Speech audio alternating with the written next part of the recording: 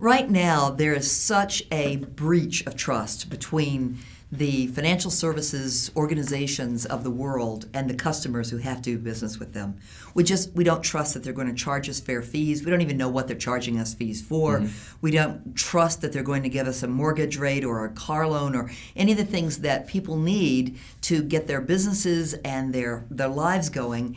And you just feel as though you're at the mercy of these people who just don't care about you. And let me give him a specific example of how an abusive. Do you know why the retail banks in this country were pushing debit cards so hard? They were pushing debit cards up until the card. I think it was the Card Act, or maybe it was one of the other financial reforms required them to revise how they charge fees. They were pushing debit cards. The reason they push debit cards is because a person who uses a debit card typically incurs many more overdraft fees than a person who does not use a debit card. And 40% of retail bank operating income last year or the year before was in fees now, which is up like almost double the percentage just a few years ago. Now, you can't fault a bank for wanting to generate operating income and fees and so forth, except there is something wrong with the idea that you can set up a business model designed to trick your customer out of money. And that's what the debit card was all about. And to sort of set up propaganda that it's better for customers because they can't run up credit card account balances. And literally that's true. And what they've done is not illegal, but at the same time it has been very bad for a lot of customers and very good for the banks. When I went in to New York and set up my checking account at a very large bank whose name you know well.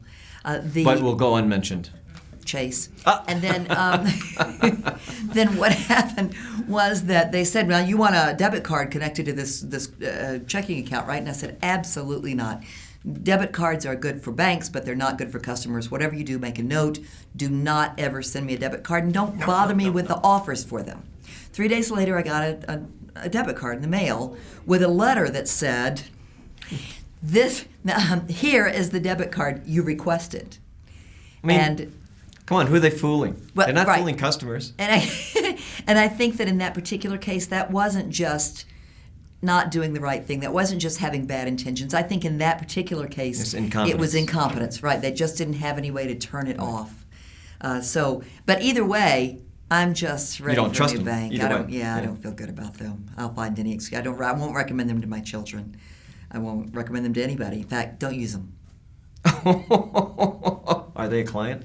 I hope not. I hope to God. Otherwise, he doesn't have to use this. You know what? For what it's worth, they should be. Yeah.